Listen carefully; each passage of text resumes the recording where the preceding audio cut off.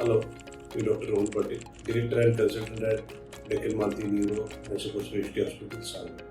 आज मी स्पायनल ट्युमरबद्दल बोलणार आहे. स्पायनल ट्युमर मणक्यात मानेपासून ते कमरेपर्यंत कुठेही होऊ शकतो आणि त्याची साईन्स आणि सिम्पटम्स हे त्याच्या लोकेशनवरती बेस्ड असतं. युजली काय साईन्स अँड सिम्पटम्स आहेत स्पायनल ट्युमरचे?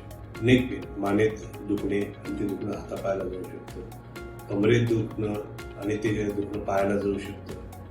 हातात किंवा पायात मुंग्या येणे, पिन टोचल्यासारखं होणे, हात पाय कुठलंही भाग बधीर होणे किंवा एका भागात शरीराच्या ताकद कमी होणे किंवा पूर्णतः ताकद जाणे, श्वासोश्वास घेताना अडचण येणे, लॉस ऑफ ज्याला आपण शॉर्टनेस ऑफ ब्रीथ म्हणतो, लघवी आणि संडासचा कंट्रोल जाणे आणि छातीत किंवा पोटात दाबल्यासारखं वाटणे, हे सर्व साईन्स अँड सिम्पटम्स आहेत स्पायनल ट्युमरचे.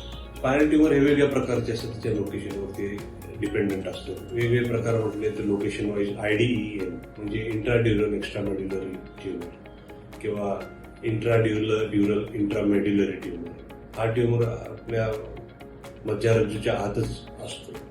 आणि एक्स्ट्राड्युरल ट्युमर जे आपल्या मज्जारज्जूच्या बाहेर कव्हर असतं ट्युमर, त्याच्या बाहेर हे ट्युमर लोकेटेड असतात.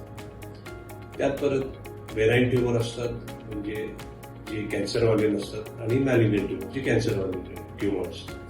How to identify this tumours? त्यासाठी आपल्याला MRI करणं गरजेचं आहे आणि ते आयडेंटिफाय झालं ऑपरेशन करून ते ट्युमर काढणं. ऑपरेशनमध्ये तर ट्युमरचा कुठला प्रकार आहे यावरती रेडिएशन आणि किमोथेरपी द्यायचे की नाही हे अवलंबून असतं. थँक्यू.